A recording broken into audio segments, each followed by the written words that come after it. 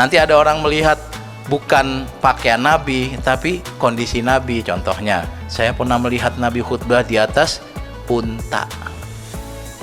Nabi naik khutbah di atas unta. Kalau orang membaca hadis ini lalu menyimpulkan kalau gitu sunnah orang yang khutbah harus naik onta. Ya lah, ya kebetulan yang menyampaikan hadis ngelihat Nabi lagi naik onta, tapi di waktu yang lain, di tempat yang lain Nabi khutbah ya di atas kayu. Pernah di atas kayu, lalu kayunya rusak, Nabi ganti, kayunya sempat nangis, Pak. Sempat nangis. Ya kadang-kadang memang Nabi punya mukjizat seperti itu. Kalau orang biasa nggak punya, Pak. Jadi kayunya nangis karena saya nggak dipakai Nabi lagi, nggak diinjak Nabi lagi gitu. Kok bisa begitu? Ya sekali-kali boleh mukjizat. Mukjizat itu kan nggak sering-sering, Pak ya.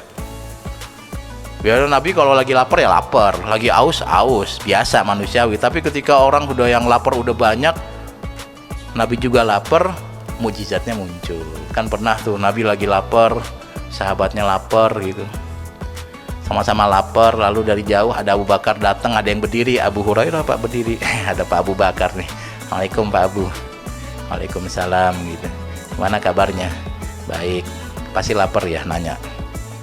Ya pasti lapar, orang dia nggak punya pemasukan. Kata Abu Bakar apa? Saya juga lapar. Nggak jadi balas, nggak jadi dapat makanan. Lalu ada sahabat yang dengar Nabi lapar bilang sama istrinya, kita punya masakan apa? Ada nih, alhamdulillah. Saya ngundang Nabi ya. Ya boleh, pelan-pelan aja.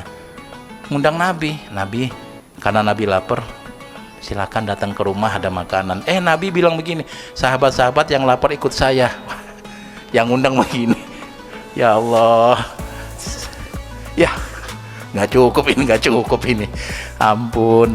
Tapi kan dia nggak bisa bantah, Pak. Saya nggak bisa bantah. Saya dari situ juga saya iya aja. Ya kalau cukup syukur, enggak ya udah nasib. Ya ternyata makanannya cukup, Pak. Makanan cukup. Jadi orang kalau settingan sekarang itu adalah prasmanan, diambil piring nyendok nasi, habis itu orang ambil nasi, nggak bisa habis nasinya itu. Ambil nasi, ya sekali doang, nggak tiap hari. Kok nggak tiap hari, Pak?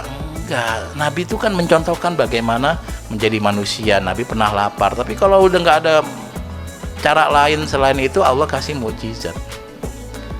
Sama ketika nggak ada air juga Nabi masukkan tangannya, lalu wadah airnya muncarat. Orang ngambil air sebanyak-banyaknya nggak habis-habis. Ya sekali itu doang, nggak tiap hari. Kalau tiap hari nggak mukjizat itu.